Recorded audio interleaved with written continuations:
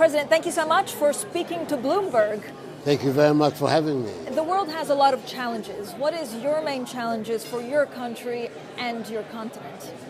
I think the two are interlinked. It's basically how we can develop the economies of our country to provide a more dignified standard of living for the mass of our people. That's our main concern, how to develop our economies. We're sitting on all the resources in the world, and yet we are the poorest people on the globe. So how to, as it were, remove that disconnect? That really is a function of leadership in Africa at the moment. That matters as true for Africa as it is true for my country. I give you a simple example. Côte d'Ivoire and ourselves, between us, we produce 60% of the world's output of cocoa. 2015, the returns to us, 2 billion to Ghana, 3.75 billion to Côte d'Ivoire, 5.75 billion amongst us. The global chocolate market is of 100 billion plus. So you're looking at a situation whereby the farmers who produce get something like 5 to 5.5% of the global value chain of their product.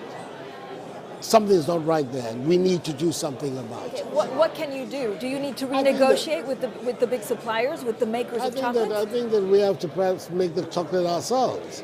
We have to find a way of being able to connect the raw material to the finished product, because that is where the value is. And so far, we've been either out of negligence on our part or the difficulties of mobilizing the finance and the technology. We've not been able to do it.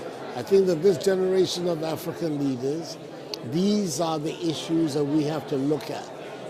We have a globalized trading system that frowns on protectionism, and quite rightly, I think that all of us are in agreement that as a general principle, free trade benefits everybody in it. But you enter the trading system at different levels of it, and how to make sure that we are competitive, that our enterprises, A, can produce the higher value products that the world economy requires, and does so on a competitive basis. These are the challenges before us on the continent and in my country today, and they are the challenges that are exercising my mind the most. President, I know you want to increase output for cocoa in Ghana. Are you concerned the impact that would have on prices? Because at the same time, you're trying to take care of your farmers. We want to improve output, largely because it's been declining. But at the same time, we are thinking that we must have a much more collaborative arrangement with Côte d'Ivoire as to our marketing policy, as to how we can develop, in fact, domestic use of the things that we do. I believe that we need a much greater consultation between us and them. I mean, if we are responsible for 60% of the world's output of cocoa, we should have much greater leverage on pricing than we have at the moment. So we're in active discussions. Fortunately for me, at this period in Ghanaian history, when I'm the leader of Ghana, we have a man on the other side in Côte d'Ivoire who's equally sensitive to these issues. So we began to talk in a great deal, to find a way. President, are you telling me that you would come together with Côte d'Ivoire to try and kind of have a united front in talking about cocoa prices? I think it's a very good idea. And they want to? Côte d'Ivoire wants to? The clear impression that I have from their president is that they do. And at the moment, in fact, both our governments, our cocoa officials, agriculture ministers are in fact in regular contact, talking about how best we can develop this common front and common attitude. I think it makes sense. Could it also be in decreasing output, actually, of cocoa price, well, or limiting? These are all the matters that I think that if we sit around the table together and we look at, we will be able then to take the more intelligent decisions for both of us in the long run.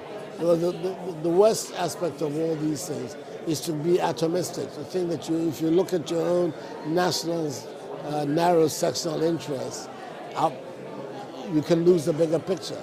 And it is that bigger picture that we want to have before us all the time, so that we can make the decisions that will benefit our farmers and benefit our economy. President, when do you think you'll have a decision on this by, on cocoa? I don't know. We're talking. Okay. We're talking. Talk to me about the dispute with the Ivory Coast on the ocean and the oil fields.